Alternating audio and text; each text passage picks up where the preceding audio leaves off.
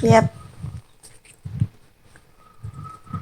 Oke, Assalamualaikum warahmatullahi wabarakatuh. Good morning. Waalaikumsalam warahmatullahi wabarakatuh. Thank to Mr. Fahmi and Miss Ain for taking the time. And thank you for my friend who wanted to join the meeting this morning. Baik, untuk pertemuan kali ini saya ucapkan terima kasih kepada Mr. Fahmi dan juga Miss Ain yang sudah meluangkan waktunya untuk membagi ilmunya pada pagi hari ini. Untuk selanjutnya langsung saja saya serahkan ke Mr. Fahmi dan juga Miss Ain. Waktu dan tempat dipersilahkan. Oke, terima kasih ya Anin. Makasih juga. Kita juga udah diberi kesempatan untuk nge-lead writing division ini. Oke, hari ini kita akan sarapan, tapi kita sarapannya ilmu nanti akan disampaikan oleh Mas Fahmi. Jadi hari ini kita akan bahas tentang gimana sih nulis paragraf gitu kan. Menurutku ini udah pernah diajarin sih waktu SMA, cuma mungkin nggak akan sedetail ini. Manfaatnya apa sih? Jadi menulis paragraf ini nggak se apa ya, sebenarnya ada cara khususnya supaya paragraf itu terlihat koheren dan enak untuk dibaca. Manfaatnya nggak hanya untuk anak tadris bahasa Inggris aja ya. Maksudnya anak tadris bahasa Inggris juga penting banget bisa tahu ini karena mostly tugas mereka adalah writing, menulis dalam bahasa Inggris gitu. Dan juga ini bakal untuk skripsi kedepannya. Tapi tenang aja, selain anak tadris bahasa Inggris juga bisa loh. Jadi ini sebenarnya bisa diterapkan untuk bahasa Indonesia. Gitu. Oke. Nah, langsung aja kita serahkan pertemuan hari ini ke Mr. Fahmi. Udah siap Mr. Fahmi? Siap. Okay. Siap. Oke. Assalamualaikum warahmatullahi wabarakatuh. Thank you for the time given to me. As Miss Ain has already said, we are going to talk about paragraphs today. Kenapa ngomongin paragraf? Sebenarnya awalnya juga aku agak bingung sih, menimbang-nimbang mana dulu yang mau dimasukin gitu kan. Soalnya kan kita emang yang kita pelajari adalah menulis esai gitu. Nah, menulis paragraf itu kan bagian satu part dari menulis esai gitu kan. Kalau nggak bisa menulis paragraf dengan baik, gimana mau menyusun esai yang baik gitu. Nah, cuman aku bingungnya mana dulu nih yang mau dimasukin. Apakah kita belajar dasarnya dulu yaitu menulis kalimat atau paragraf terlebih dahulu, ataukah dari dasarnya esai dulu, kayak esai itu kayak gimana, bentuknya kayak gimana dan sebagainya. Tapi akhirnya kita putuskan bahwa kita belajar paragraf dulu aja. Jadi kita mengumpulkan kita mengumpulkan tools dulu, kayak kita mengumpulkan skills dulu, atau peralatan-peralatan, perlengkapan-perlengkapan yang bisa kita gunakan nanti ketika kita sudah memulai membuat esai gitu. Setelah toolsnya terkumpul, baru nanti kita membahas esai, dan mungkin nanti bisa sambil dipraktekkan gitu ketika dasarnya yaitu kalimat dan paragraf sudah ada, seperti itu. So pertama, apa sih sebenarnya paragraf itu? Teman-teman kemungkinan juga sudah pada tahu ya, paragraf itu sekumpulan kalimat, a group of related sentences. Nggak cuma kalimat aja, tapi kalimat yang saling berhubungan about a single topic. Jadi setiap paragraf itu topiknya satu saja, jangan lebih dari itu. Gunanya dibikin paragraf itu kan supaya biar rapi, supaya bacanya enak gitu kan. Nah, kalau dalam satu paragraf isinya banyak topik, terus buat apa dibikin paragraf gitu. Nah, maka dalam satu paragraf harus diingat-ingat topiknya satu aja. Ada 3 bagian utama dari paragraf, yaitu topic sentence, supporting sentences, kemudian concluding sentence. Seperti itu, kalimat ya, kalimat topik atau kalimat utama kalau dalam bahasa Indonesia. Supporting sentences, kalimat-kalimat pendukung, jadi lebih dari satu ya. Concluding sentence, kalimat kesimpulan. Kalau yang terakhir ini mungkin opsional sih, nggak semuanya ada gitu. Tapi kalau ada, ya sering kali ada gitu dan hasilnya lebih baik gitu. Oke, kita move on ke topik sentence. Topik sentence itu gunanya ngasih tahu pembaca apa sebenarnya topiknya. Biasanya tempatnya ada di depan gitu ya. Berarti kalimatnya deduktif, paragrafnya deduktif. Gitu. Sebenarnya lebih umum ya, lebih umum kalau kalimat utama itu di depan. Gitu. Meskipun nggak menutup kemungkinan kalimat utama bisa ditaruh di paling belakang. Gitu. Kalau pengen menggunakan teknik tertentu itu bisa ditaruh di belakang. Topik sentence itu terdiri dari sebuah topik tentunya, kemudian a controlling idea, idea yang mengontrol atau yang mengatur gitu. Nah maksudnya kayak gimana ini? Maksudnya gini. Nah ini ada beberapa contoh topik sentence. Contoh yang pertama, English borrows words from other languages. Topiknya adalah English. Gitu. Yang dibahas di sini bahasa Inggris. Tapi bahasa Inggris kayak gimana? Nah, ternyata bahasa Inggris meminjam kata-kata dari bahasa-bahasa lain gitu. Maka English adalah topiknya, borrows words from other languages, itu controlling idea-nya. Seperti itu. Contoh lagi misalnya, many different jobs require English. Topiknya English lagi. Kan yang dibicarakan kan bahasa Inggris lagi. Tapi aspek mananya dari bahasa Inggris tuh? Ternyata fakta bahwa banyak pekerjaan yang membutuhkan bahasa Inggris. Seperti itu. Kemudian, beaches are fun in summer and in winter. Topiknya adalah pantai. Dan idenya atau controlling idenya adalah bahwa pantai itu fun atau menyenangkan baik di musim panas maupun musim dingin seperti itu. Ya, jadi yang dimaksud topik sama controlling idea itu seperti itu. Kemungkinan kali teman-teman sudah tahu sih kayak ya topik sentences itu seperti apa. Ini cuman istilahnya atau terminologi formalnya gitu. Ada topik, ada controlling idea. Seperti itu. Nah sekarang supporting sentences. Supporting sentences itu kayak gimana? Kalimat pendukung ya atau kalimat penjelas. The middle sentences of a paragraph. Jadi kalimat-kalimat yang ada di tengahnya paragraf. Gunanya apa supporting sentences itu? Gunanya adalah untuk menjelaskan atau membuktikan the idea atau ide yang ada di topik sentence gitu. Jadi kan misalnya tadi bilang beaches are fun in summer and in winter gitu. Buktinya apa gitu? Atau maksudnya gimana kok bisa fun gitu? Winter bukannya dingin. Masa masih mau ke pantai gitu. Nah, dalam paragraf itu nanti bakal ada supporting sentences yang menjelaskan gitu. Oh, gini loh fun-nya itu. Oh, ini buktinya fun kayak gini, seperti itu. Itu gunanya supporting sentences. Kemudian terakhir ada concluding sentences. Ini satu ya biasanya, enggak jamak. Concluding sentence. Often used in stand-alone paragraph. Ya, paling sering digunakan concluding sentences itu kalau paragrafnya itu stand-alone. Stand-alone itu maksudnya sendirian, gitu ya. Kalau dalam satu tulisan cuman ada satu paragraf doang, itu biasanya ada concluding sentences-nya. Soalnya namanya kalau paragraf cuman sendirian itu berarti kan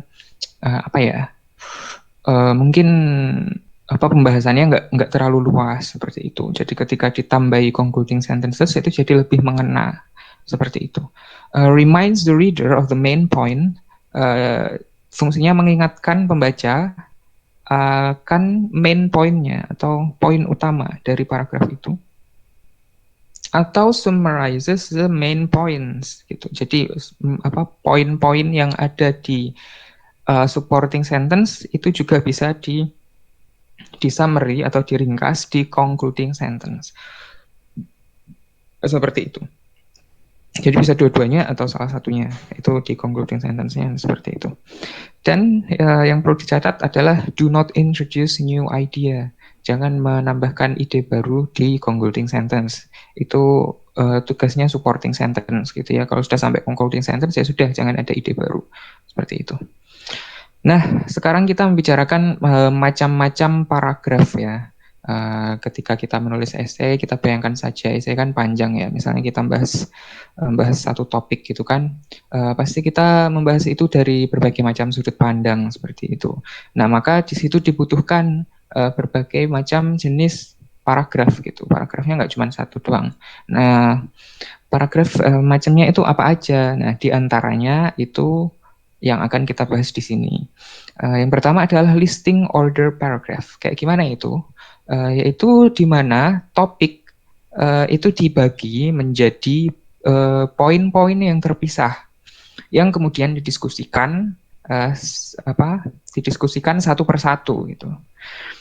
Gitu ya. Jadi misalnya satu topik, kemudian kan supporting sentence gitu kan. Nah, supporting sentence-nya itu mungkin terdiri dari poin-poin yang bermacam-macam dan itu dibahas satu persatu. Nanti kita bahas lebih lanjut, kita lihat contohnya seperti apa. Kuncinya ketika menulis a listing order paragraph, yang pertama, begin with a sentence that names your topic and says that it has several points. Mulai dengan kalimat yang menyebutkan apa topikmu dan juga menyebutkan bahwa ada beberapa poin di sini. Nanti kita lihat, nanti kelihatan. Write each point separately. Kemudian tulis setiap poin itu secara terpisah gitu, jangan berundel jadi satu kalimat gitu. Kemudian end with a sentence that enggak lengkap ya. End with a sentence that remind the reader about the points. Seperti itu. Jadi di summarize di concluding sentence-nya. Nah, ini contoh ide untuk listing order paragraphs. Contohnya misalnya Ramadan is a special month for Muslims. Mungkin ini bisa ditambah ya nanti kalimatnya, Ramadan is a special month for Muslims for several reasons. Seperti itu. Tadi gimana kalimat pertamanya kan selain menyebutkan topik juga bilang bahwa ada beberapa poin gitu ya. Jadi ini reng-rengan idenya saja yang ditampilkan di sini, tapi nanti ketika jadi kalimat, mungkin kalimatnya jadi Ramadan is a special month for Muslims for a few reasons gitu misalnya. For a few reasons ini untuk menunjukkan bahwa di paragraf ini nanti akan ada beberapa poin seperti itu. Jadi si pembaca sudah ada ekspektasi gitu, nanti pasti ada poin beberapa seperti itu. Terus poinnya contohnya misalnya because they have to fast for the whole month gitu kan, special month salah satunya karena itu. Kemudian there are activities that only occur during Ramadan misalnya kan, itu poin keduanya. Yang ketiga it has different atmosphere, itu poin berikutnya. Kemudian poin ini yang terakhir, by the end of the month they can gather with the family, seperti itu. Contoh lagi, flight attendants have 3 important characteristics. Nah, ini langsung disebutkan ya. Flight attendants atau pramugara itu punya 3 karakteristik yang penting gitu. Nah, di sini kan sudah ada topiknya dan juga sudah disebutkan bahwa nanti akan ada beberapa poin. Poin yang pertama misalnya friendly. Kemudian poin yang kedua self-confidence. Poin yang ketiga physically strong. Nah, seperti itu. Ini idenya. Nanti ketika sudah jadi paragraf, idea ini dikembangkan menjadi kalimat, dan masing-masing idea ini nanti bisa jadi lebih dari satu kalimat. Jadi misalnya di kalimat pertama kan misalnya kita bilang karakteristik yang pertama adalah friendly gitu.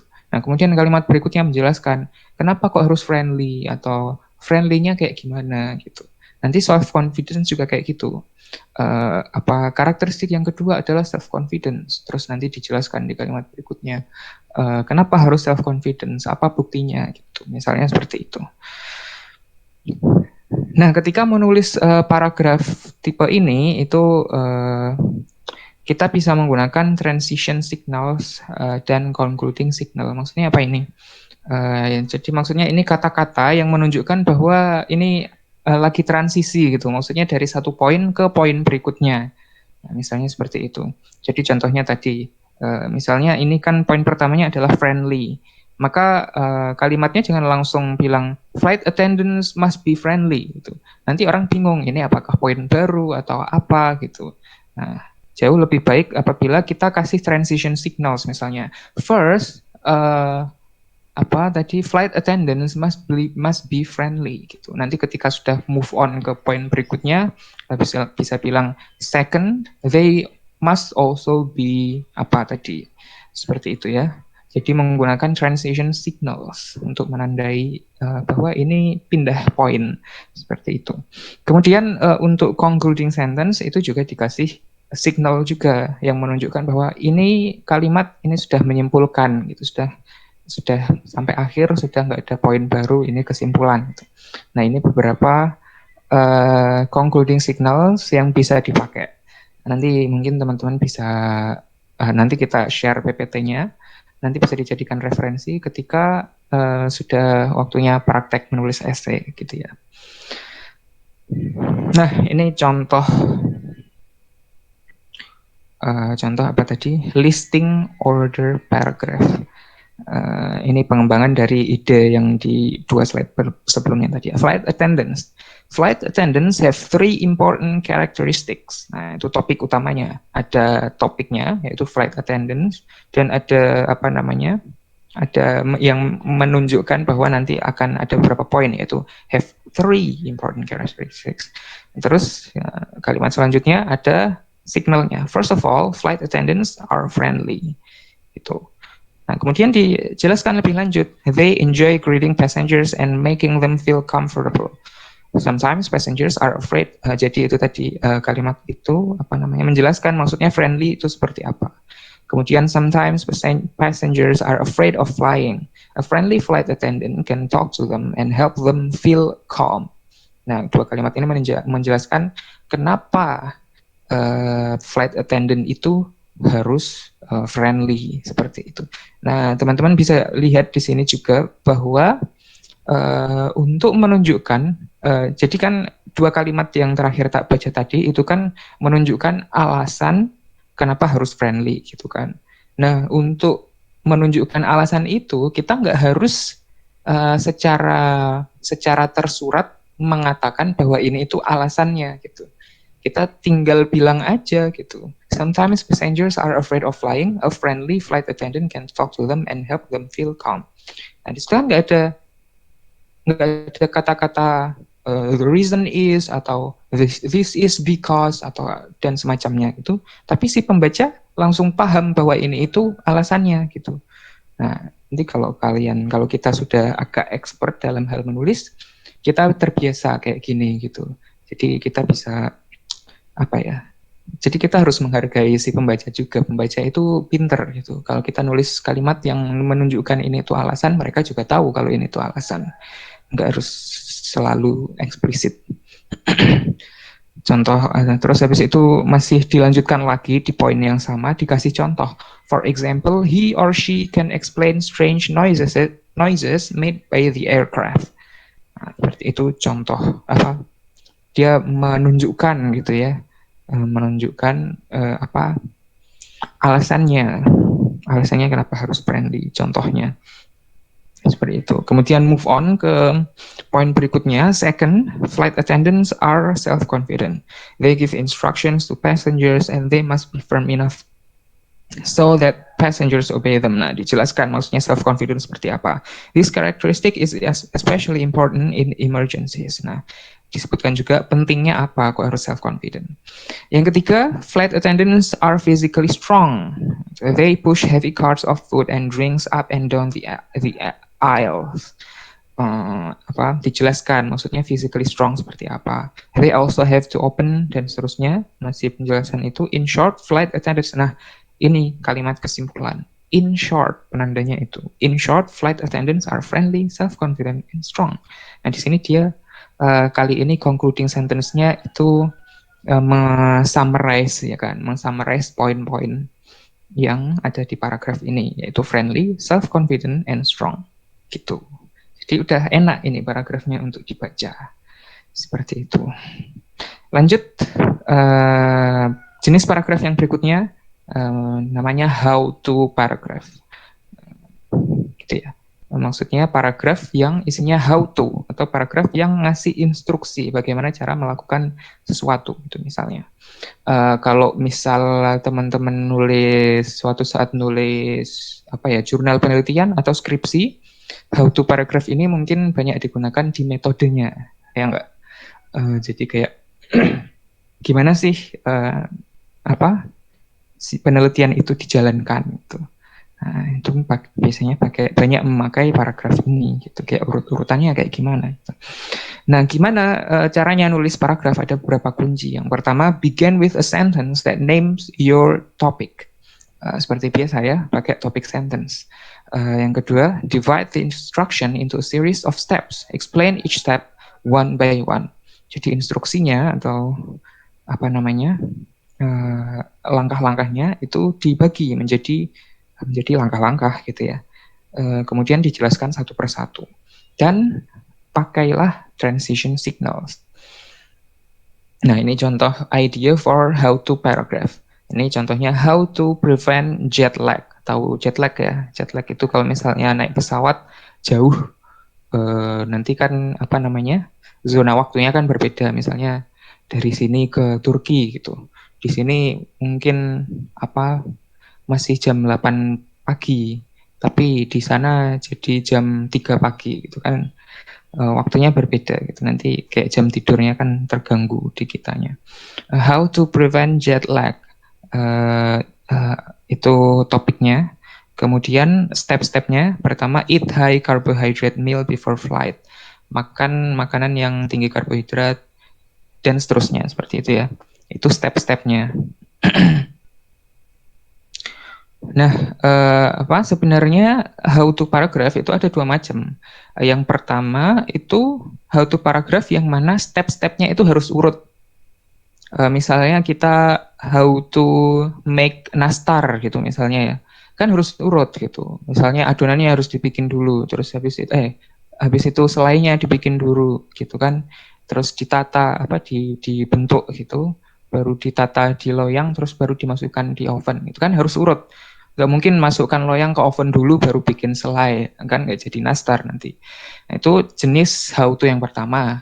Yang kedua itu how to yang dia ngasih beberapa cara, tapi itu nggak harus dilakukan secara berurutan gitu.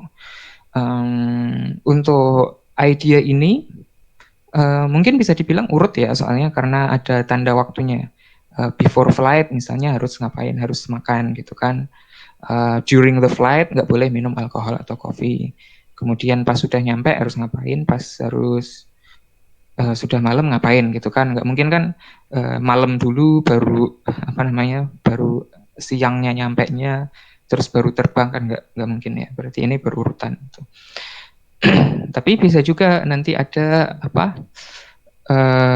paragraf yang how to-nya nggak harus diurutkan gitu. Bahkan ada yang mungkin nggak semua stepnya itu harus dijalankan gitu.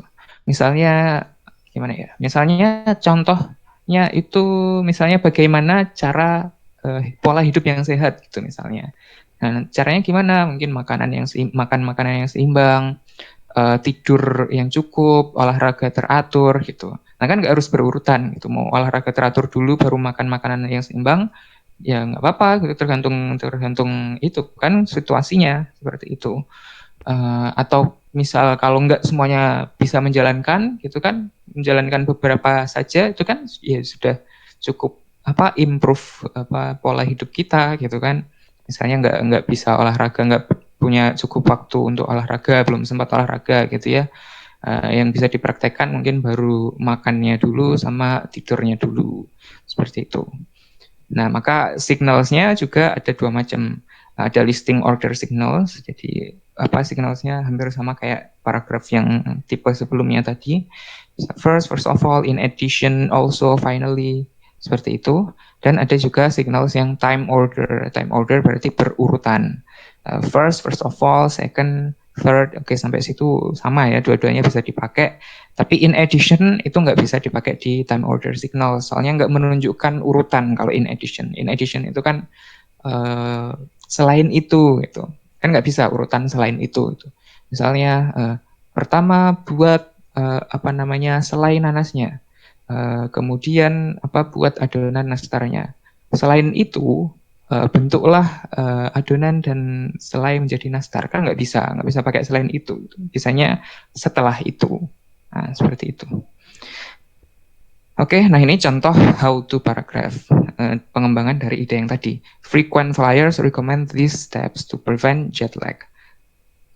First of all, dan seterusnya. Second, kemudian don't nap. Nah, ini ada variasi juga, kalimat yang don't nap nggak ada time apa tadi sih namanya?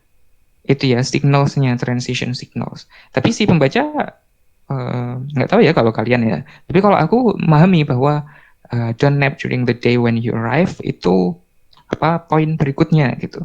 Jadi meskipun nggak ada transition signalnya, pembaca bisa memahami bahwa itu step berikutnya gitu. Jadi dalam menulis kita juga harus harus kreatif, harus bervariasi supaya tulisan kita nggak membosankan, nggak kelihatan kayak robot gitu. Finally dan seterusnya. Oke, seperti itu ya. Berikutnya ada paragraph description. Description sesuai namanya tentu mendeskripsikan sesuatu ya kan. Kuncinya ada dua ketika menulis deskripsi itu supaya bagus. Pertama, use space order. Jadi gimana ya? Misal kita menjelaskan menjelaskan kenampakan seseorang gitu kan, penampilan seseorang. Nah, itu ada baiknya kita menjelaskannya itu secara urut gitu. Misalnya dari atas ke bawah. Mungkin rambutnya dulu, terus matanya, terus hidungnya, terus baru bibirnya, seperti itu. Kalau loncat-loncat nanti bingung gitu. Misalnya kita pertama bilang rambutnya hitam gitu. Kemudian kakinya panjang. Terus hidungnya mancung gitu. Terus badannya gemuk gitu. Kan kayak kurang enak gitu dibaca ya. Soalnya kan loncat-loncat gitu. Atas bawah, atas bawah, atas bawah. Nah, lebih baik urut seperti itu. Kemudian gunakan detail, banyak detail. Ketika mendeskripsikan itu jangan yang jangan nanggung-nanggung deskripsikannya yang detail gitu. Misalnya Misalnya mobil itu sangat cepat gitu. Misal kamu itu ya mempromosikan mobil gitu. Mobil ini sangat cepat loh gitu. Ya nggak apa-apa sih kayak gitu. Tapi langkah-langkah lebih baiknya kalau kamu nyebutkan kecepatannya itu seberapa gitu. Kecepatan maksimalnya itu seberapa. Ya kan kalau misal mobil-mobil eksotis gitu kan seringkali kan diiklankan itunya maximum speednya seberapa gitu. Itu lebih baik. Nah ini contoh example idea of description. Contohnya misalnya mendeskripsikan my cousin. Dia very tall gitu. Berapa tingginya? 185 cm. Terus dia rambutnya hitam, kulitnya cerah, matanya sipit. Kemudian bentuk bibir dan matanya membuatnya terlihat seakan-akan dia senyum terus. Kemudian he struggles to find pants that fit because of his his long leg and narrow waist. Dia kesulitan cari celana karena kakinya panjang dan pinggangnya kurus gitu. Contoh deskripsi seperti itu. Nah, ini hindarilah deskripsi yang ngambang, yang fake, yang nggak jelas. Misalnya a lot of money gitu. Lebih baik kamu bilang aja berapa uangnya gitu, 25 juta atau misalnya. Kemudian a large house gitu. Gedenya gimana? Bilang aja misal 2 lantai gitu, luasnya 1 hektar. Rumah apa stadion. Kemudian a nice car gitu kan. Iya, lebih baik sebutkan aja mobilnya apa gitu kok nice, misalnya Mercy gitu kan. Pretty face gitu. Daripada bilang cantik kenapa nggak dijelaskan aja gitu mukanya kayak gimana gitu. Seperti itu. Nah, ini contoh paragraf deskripsi ya. The shared refrigerator. My roommate and I have a refrigerator. My roommate's half of our refrigerator is very neat. On the top shelf is a carton of milk, a pitcher of orange juice, and a bottle of mineral water. These are arranged in a straight line on the shelf. On the next shelf are cans of soda. Nah, di sini yang bisa kalian perhatikan adalah bahwa dia menjelaskannya urut dari atas. Ada di kalimat ketiga itu ya. On the top shelf. Nah, dia mulai dari atas. Kemudian di kalimat kelima, on the next shelf. Nah, di rak berikutnya seperti itu. Dan begitu seterusnya gitu, urut ya. Jadi bacanya enak seperti itu, kayak ada alurnya, gitu ya. Dan juga apa namanya tadi deskripsinya itu detail, gitu kan. Dia bilang a carton of milk, a pitcher of orange juice, nggak bilang misalnya there is a carton of some drinks atau a pitcher doang gitu. Tapi dijelaskan pitchernya isinya apa, botolnya isinya apa, seperti itu. Gitu ya, nanti bisa dibaca-baca sendiri lagi. Nah, paragraf berikutnya ada reasons and examples. Oke. Kadang atau seringkali cara terbaik untuk mendukung suatu topik, suatu kalimat utama itu dengan menggunakan alasan, ya kan? Jadi kita berargumen apa, terus kita sebutkan alasannya, gitu kan. Kemudian kalau sudah alasan, salah satu cara yang baik untuk mendukung alasan itu dengan memberikan contoh. Ya, seperti itu. Maka karena itu ada paragraf reasons and examples, paragraf yang isinya ada alasan dan ada contoh. Seperti itu. Jadi dalam menjelaskan atau dalam menyampaikan ke pembaca, kenapa sih kayak gini? Gitu.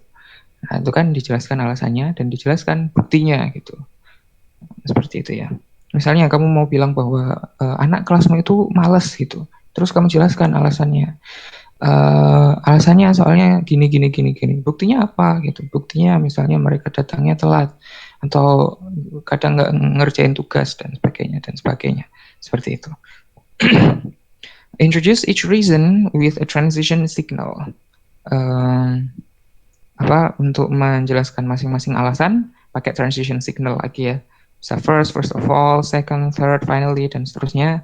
Kemudian example juga seperti itu. Ada transition signalnya, ada for example, for instance, dan such as. Tapi nanti cara penggunaannya berbeda-beda, nanti kita bahas. Oh ya, ini yang untuk reasons. Transition words untuk reason. Nah, first of all, second, itu pola yang pertama. Pola yang kedua, itu transition words-nya itu menjadi subjek. Ya. Kalau yang di pola pertama itu kan, apa ya ini istilahnya? Adverb kah? Nggak tahu, aku kurang begitu bagus soal nama-nama itu dalam grammar. Yang penting tahu cara makainya. Oke, kita writing. First of all, gitu kan. Terus nanti diikuti satu kalimat utuh. Ya enggak? First of all, misalnya kalau membuka acara gitu ya, moderator atau pembuat MC gitu kan. First of all, I would like to say thank you gitu misalnya kan. Berarti kan first of all diikuti kalimat utuh. Yang ada subjeknya, ada verbnya, dan ada semua elemennya. Itu pola yang nomor satu. Pola yang kedua itu transition words-nya itu menjadi subjek gitu.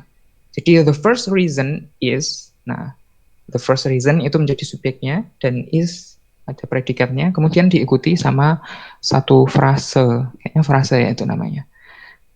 Nah, yang ngikuti kayak gimana bentuknya? Nah, bentuknya ada dua pola juga. Jadi tak ulangi ya. Transition words itu ada dua pola. Pola yang pertama itu transition word diikuti dengan full sentence atau complete sentence. Dan di pola yang kedua itu transition words menjadi subjek diikuti oleh frase. Nah, frasenya itu juga ada dua pola. Yang pertama itu menggunakan noun phrase. The first reason is the excellent system of national parks gitu. Contohnya seperti itu ya. Nah, the excellent system of national parks itu adalah noun phrase. Noun phrase itu apa? Noun phrase itu kita lihat aja dari namanya. phrase itu frase, berarti dia sekumpulan kata-kata, tapi dia belum menjadi kalimat gitu ya. Tapi dia sifatnya adalah sebagai noun gitu. Jadi fungsinya si frase ini itu dalam satu kalimat itu adalah sebagai noun. Jadi dia bisa ditaruh misalnya menjadi subjek, atau dia bisa ditaruh misalnya lagi menjadi objek. Seperti itu ya. Jadi untuk kasus kalimat ini, the first reason itu subjeknya, is predikatnya, the excellent system of national parks itu objeknya. Gitu. Jadi meskipun ada 1, 2, 3, 4, 5, 6, itu fungsinya satu, yaitu objek. Gitu.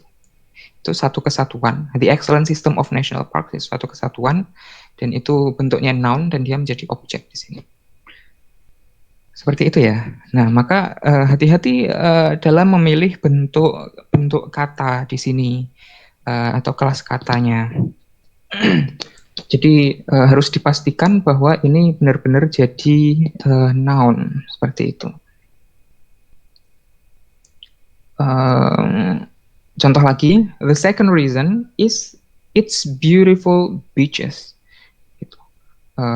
Its beautiful beaches itu noun phrase, oke? Seperti itu ya.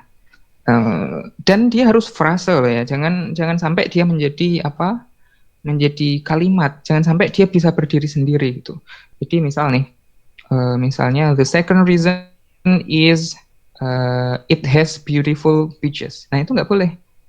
Soalnya kalau it has beautiful beaches itu berarti dia sudah satu kalimat utuh gitu. Ada it subjeknya, has ada verbnya, beautiful beaches objeknya. Itu satu kalimat utuh, nggak boleh ditaruh di sini gitu. Yang bisa adalah the second reason is alasan keduanya adalah pantainya yang indah gitu. Seperti itu. Mungkin bisa di bahasa Indonesia kan, mungkin bisa membantu kalau mungkin untuk sebagian dari teman-teman mungkin agak membantu kalau di bahasa Indonesia kan kali ya. Seperti itu. Berikutnya pola yang kedua untuk melengkapi yang tadi itu adalah menggunakan that.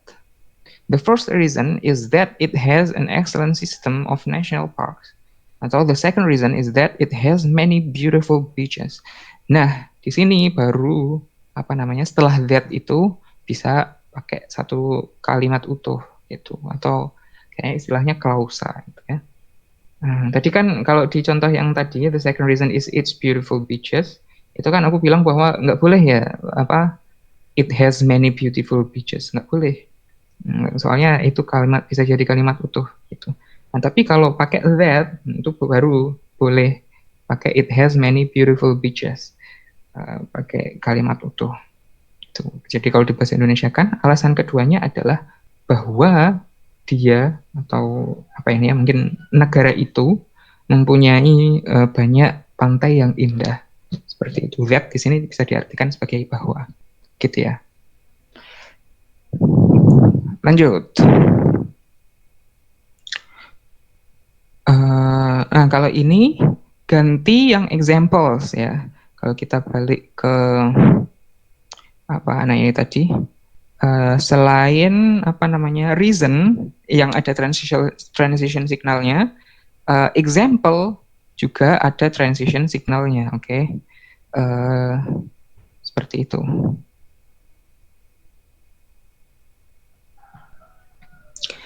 Jadi ketika kita mau menunjukkan satu contoh, kita kasih tanda di awal kalimatnya bahwa ini adalah contoh gitu.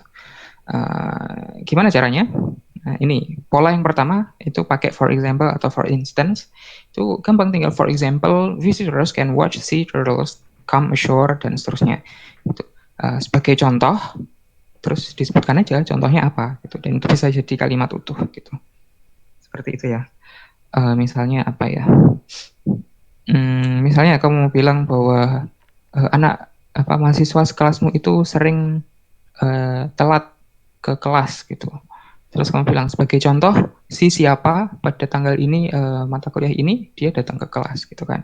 Nah, sebagai contoh seperti itu.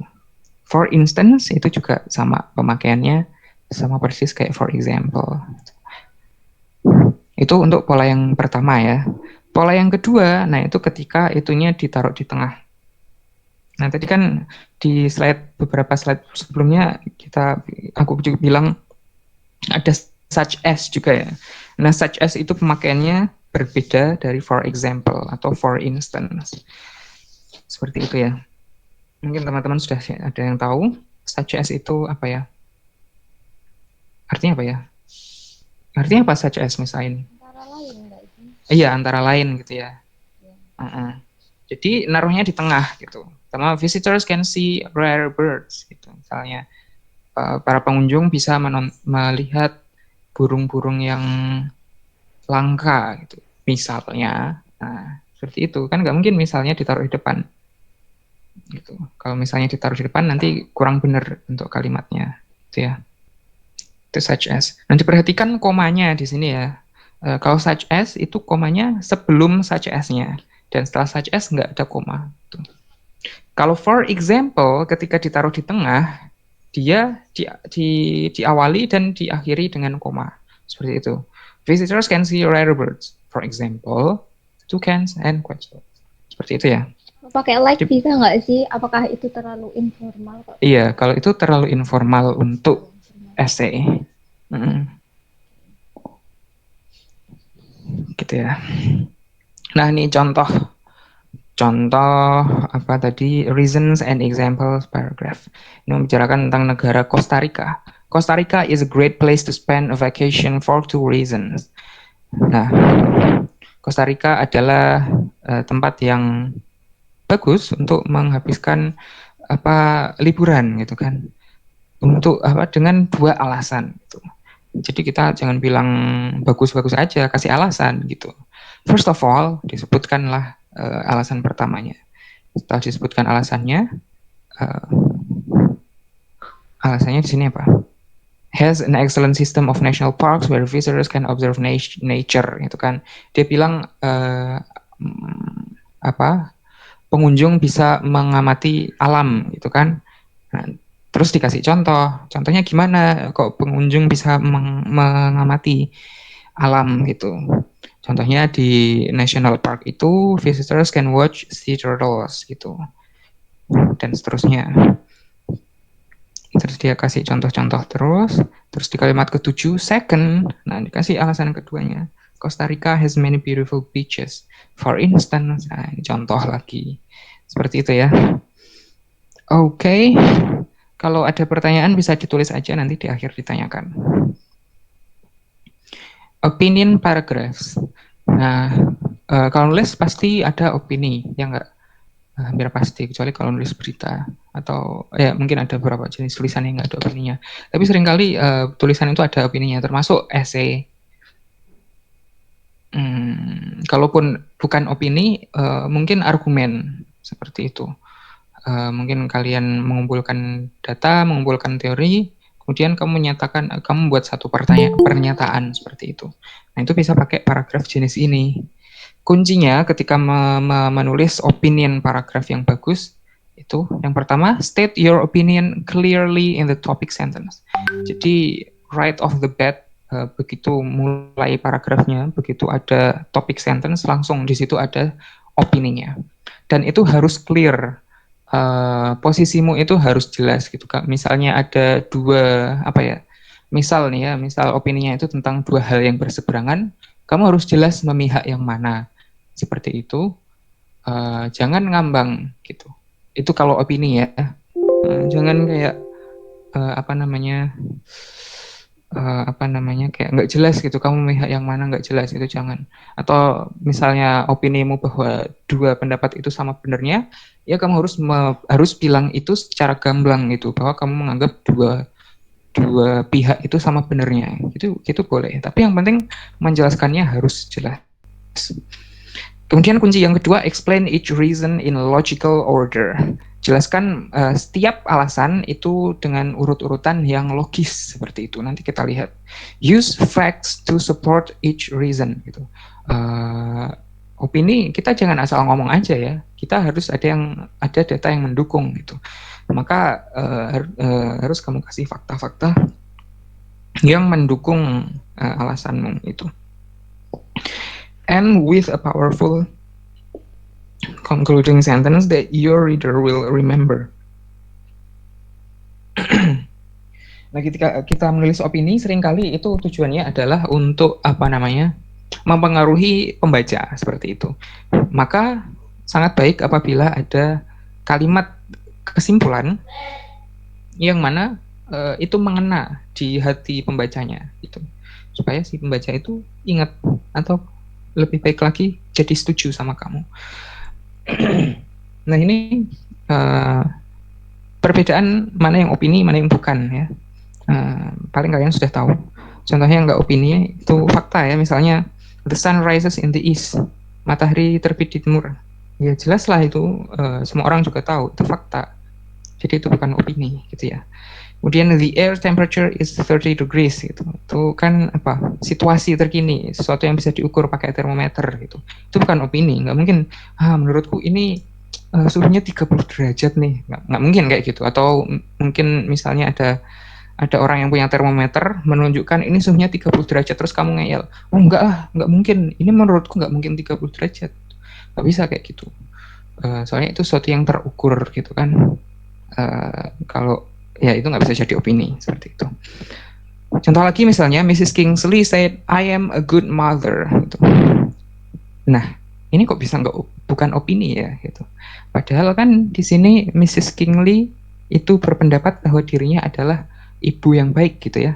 Ini kan bukan sesuatu yang bisa diukur, bukan sesuatu yang bisa objektif gitu, dan ini cuma pendapatnya Mrs. Kingsley. Tapi kok kalimat ini bukan kalimat opini? Alasannya apa coba? Alasannya adalah bahwa ini reported speech. Ini bukan sesuatu yang kita nyatakan sendiri. Kita hanya menyampaikan bahwa Mrs. Kingsley itu bilang kayak gitu. Nah, maka kayak gini itu bukan opini. Seperti itu. Jadi misalnya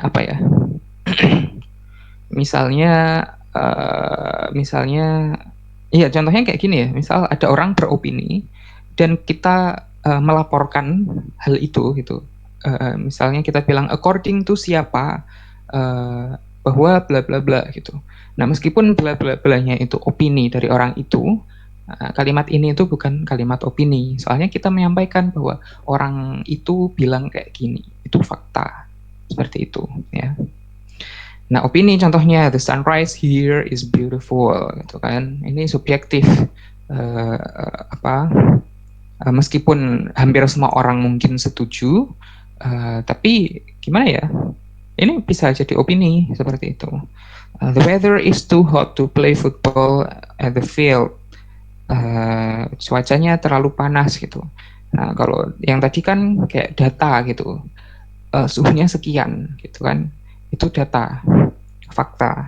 Nah, kalau kayak gini terlalu panas, itu kan ya gimana ngukurnya terlalu panas? Ya mungkin dari perasaan kita gitu kan, dari apa yang kita rasakan. Kayak ini bisa jadi opini.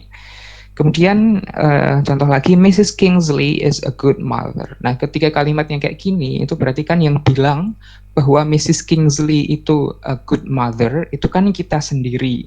Nah, maka itu adalah opini kita, seperti itu. Jadi perbedaannya begitu, dari yang not opinion tadi, sama yang opinion. Kayak gitu ya. Nah, sekarang kita move on ke transition signals untuk menunjukkan opini. Ya. Gampang ya, in my opinion, in my view, in my opinion,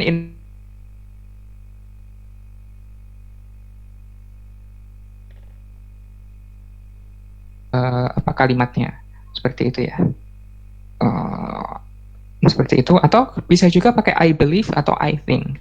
Nah, kalau ini itu nggak usah pakai koma gitu ya, jadi langsung aja. Misalnya I believe Mrs. Kingsley is a good mother. Nah, itu nggak usah koma. Tapi kalau in my opinion, maka in my opinion, Mrs. Kingsley is a good mother. Gitu ya. Kemudian transition signals untuk ngasih info dari luar gitu ya. According to siapa, bla bla bla bla bla bla bla. Itu. Nah, untuk menandai bahwa ini pendapatnya seseorang. Seperti itu. Mungkin teman-teman sudah terbiasa pakai itu, oke?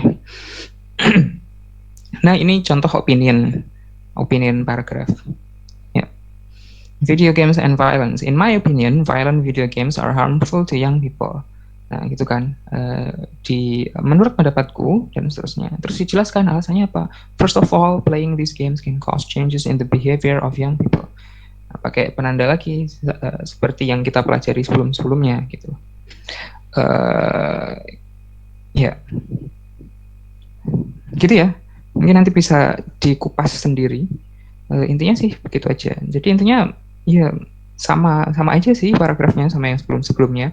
Setelah kita menyampaikan opini kita kasih kalimat pendukung gitu, bisa berupa alasan, bisa berupa contoh gitu ya. Bisa berupa list tadi yang pertama tadi. Jadi seperti itu. Yang bedakan cuman opininya aja. Oke, itu sekian untuk jenis-jenis paragraf. Nanti mudah-mudahan setelah kalian tahu jenis-jenis paragraf ini, nanti ketika mulai menulis nggak bingung lagi, ini mau paragrafnya dibikin kayak gimana ya gitu. Nah, untuk menentukan paragraf mana yang mau dipakai, ya itu terserah kalian, tergantung kebutuhan kalian dalam menulis seperti itu. Kalau butuhnya lagi menjelaskan kayak step by step, gimana kamu melakukan penelitian, ya pakai yang how to. Kalau misalnya kalian pengen menjelaskan alasan kenapa suatu hal terjadi gitu, ya pakai yang reason terus example seperti itu. Kalau mau ngasih opinion ya pakai opinion seperti itu. Gitu ya untuk paragraf. Nah, selanjutnya jadi gini, kalau kita pengen nulis dengan baik, kita kan harus bisa bikin kalimat dengan baik gitu. Dalam artian secara tata bahasa benar, secara makna juga benar, seperti itu. Nah, maka mau nggak mau kita juga harus sedikit banyak belajar grammar gitu kan. Tapi kayaknya nggak mungkin, atau at least, atau paling nggak aku nggak setuju kalau misalnya kita mendedikasikan satu pertemuan untuk bahas grammar doang. Nah, maka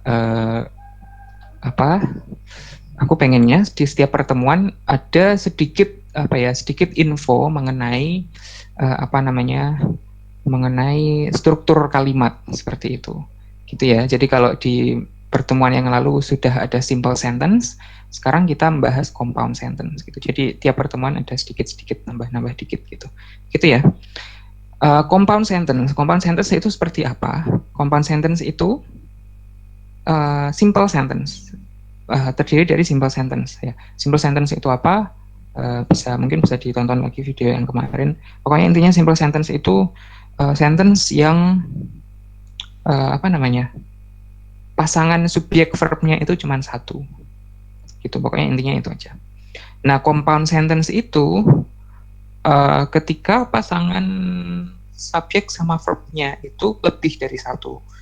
Nah, maka kayak gimana bentuknya? Bentuknya kayak gini, simple sentence, koma, coordinating conjunctions, koma, simple sentence. Bentuknya kayak gitu. Maksudnya kayak gimana? Nanti kita bahas.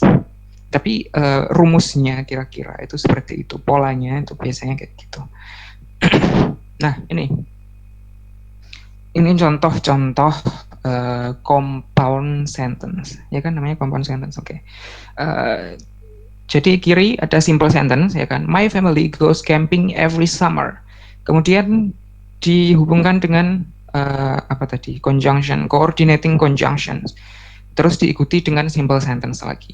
My family goes camping every summer and we usually have fun.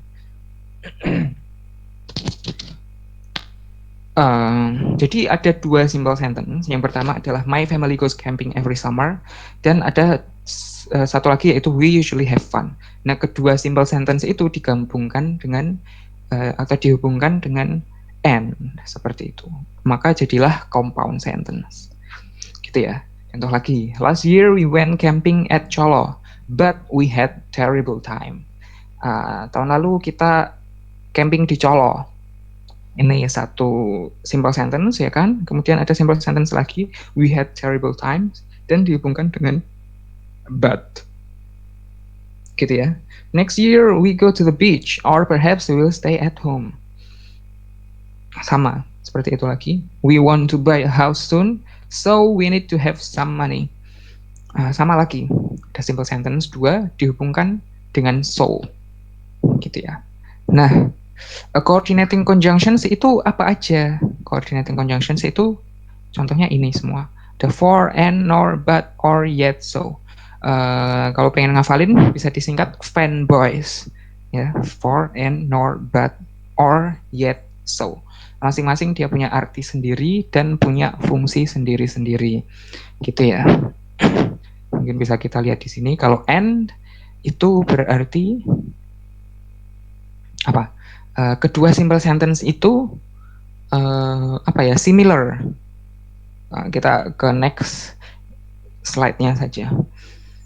Nah nih, and itu connecting two sentences with similar ideas.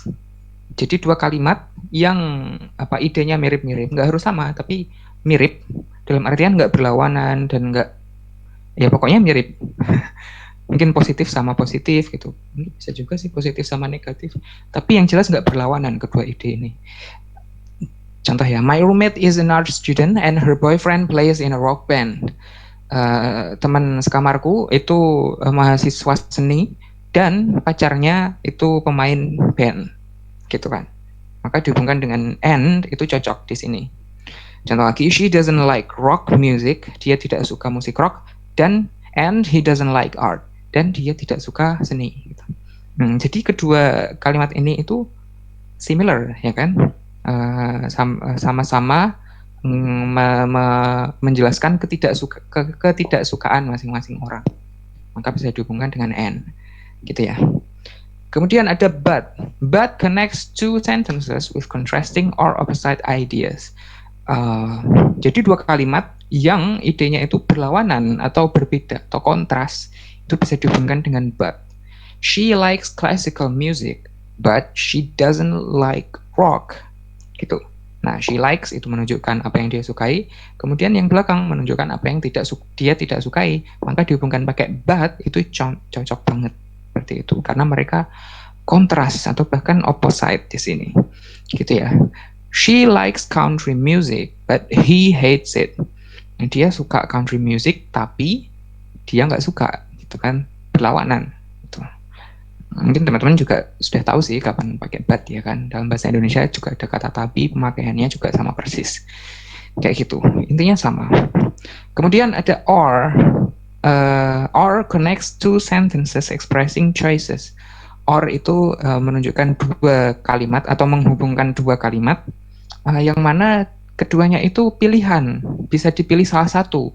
Gitu. Every weekend they go to a classical concert or they visit an art gallery. Nah iya nggak? Jadi salah satu aja antara mereka pergi classical concert, nonton konser klasik, atau mereka mengunjungi galeri seni. Salah satu aja, nggak dua-duanya. Kayak gitu. Maka choices itu pakainya or, seperti itu. Kalau so itu menghubungkan reason and result, antara alasan sama hasilnya, antara sebab sama akibat. Ya nggak? They both like jazz, so they go to jazz concerts together. Mereka sama-sama suka jazz, maka mereka pergi ke konser jazz bersama-sama. Seperti itu. Ya, jadi ada sebab, ada akibat, seperti itu. Nah, untuk pertemuan kita kali ini kita bahas itu aja ya untuk coordinating conjunctions-nya. Jadi cuman and, but, or, sama so. Untuk yang lain itu pertama penggunaannya nggak sesering and, but, or, sama so. Yang kedua penggunaannya agak sulit gitu ya. Jadi daripada kita bingung dan sebenarnya and, but, or, sama so itu sudah sangat cukup untuk kita menulis gitu kan, daripada nanti kita pakai for, nor, yet tapi kita makainya salah, mending kita pakai yang gampang-gampang aja tapi benar gitu. Soalnya kalau pakai yang susah tapi salah, nanti kelihatan kalau kita nggak bisa tapi sok tahu. Seperti itu. Jadi kalau misalnya kita pakai yang gampang-gampang tapi makainya selalu benar, kan orang nggak tahu ini apakah kita emang nulisnya belum jago atau kita emang sudah jago tapi emang kita suka yang simpel-simpel aja gitu. Lebih baik kita pilih yang kedua.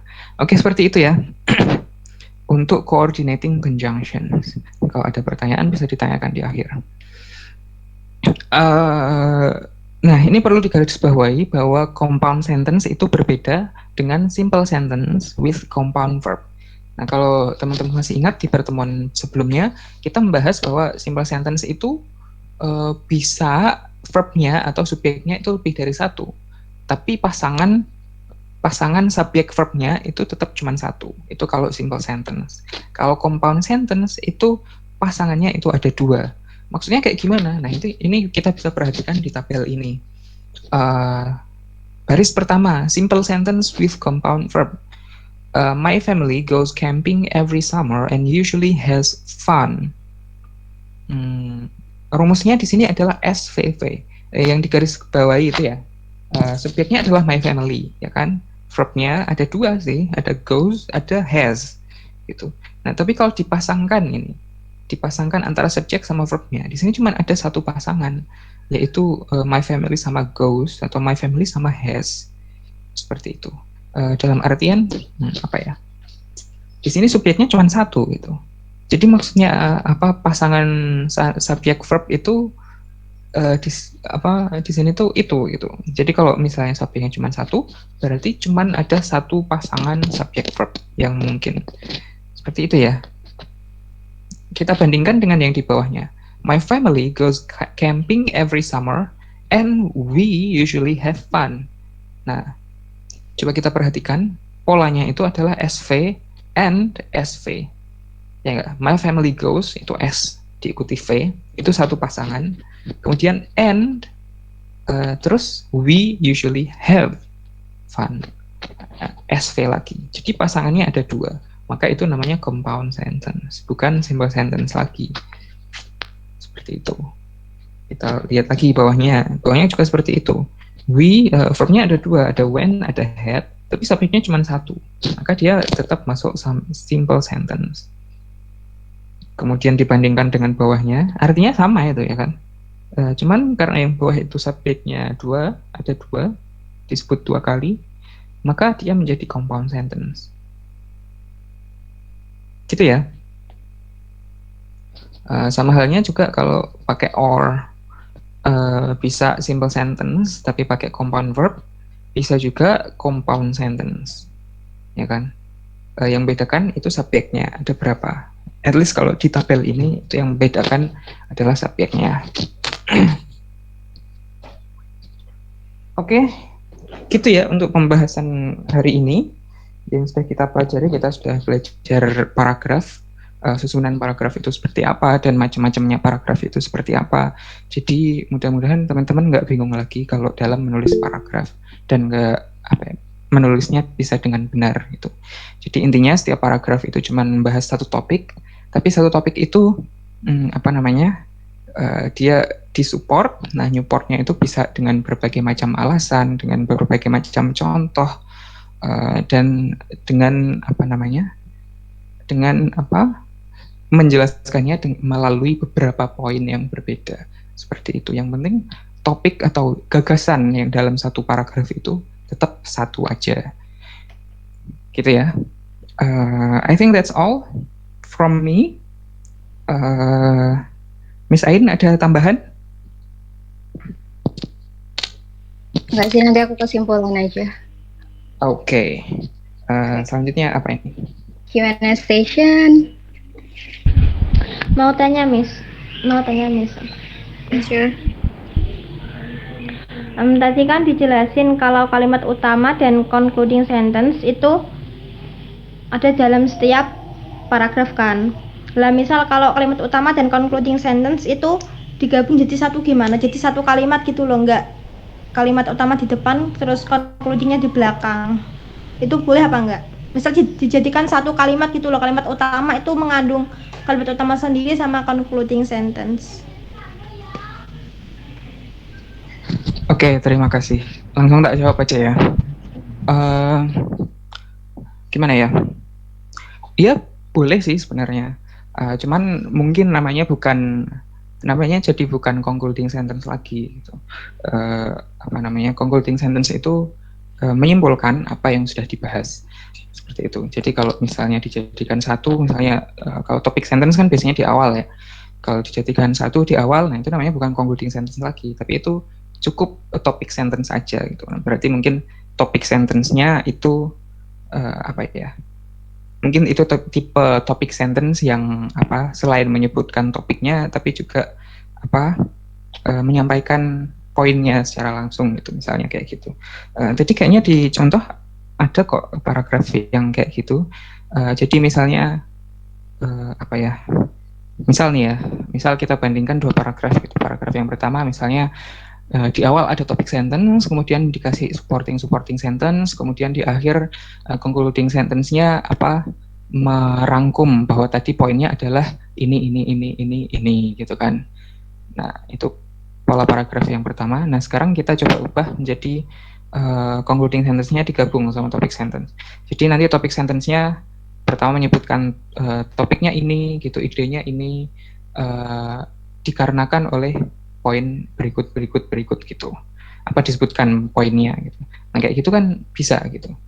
Kalimat kayak gitu juga bisa jadi topik sentence gitu. Jadi topik sentence-nya selain menjelaskan ini topiknya apa, tapi juga apa namanya?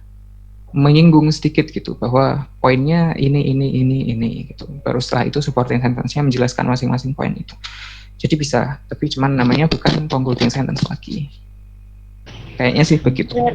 Berarti itu kondisional ya, apa? Ya, sir. Berarti nggak harus ada concluding sentence-nya dalam setiap paragraf gitu ya?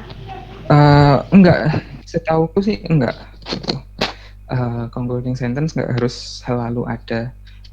Cuman yang apa ya? Yang hampir pasti ada itu ketika misalnya tulisannya itu cuma satu paragraf itu. Sebaiknya dikasih supaya lebih mengena gitu. Soalnya idenya cuma satu gitu. Nanti pembacanya kayak apa ya kurang meyakinkan gitu. Dengan dikasih concluding sentence jadi lebih meyakinkan. Ya kayaknya nggak harus selalu ada concluding sentence. Gimana Miss Ain?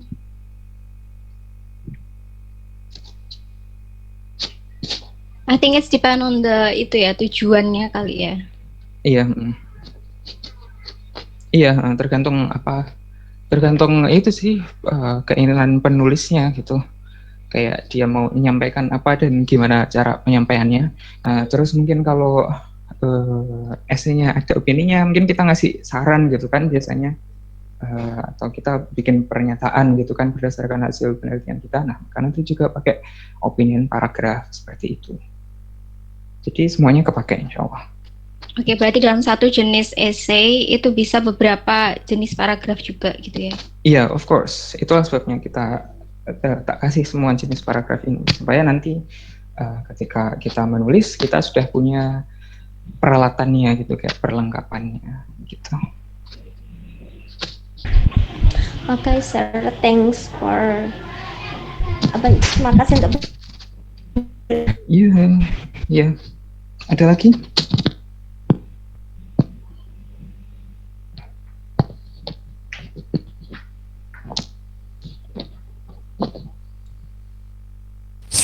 Sir, Yep. nanti kan ini di record, nanti kan dikasih linknya, link Iya. dari Meet ini. Yep. Nah, mungkin teman-teman yang tadi ketinggalan atau belum bisa join, semisal mau bertanya, itu boleh kan, Sir? Ya, sure. Tanyanya misal di grup aja. Miss Ain setuju di mana?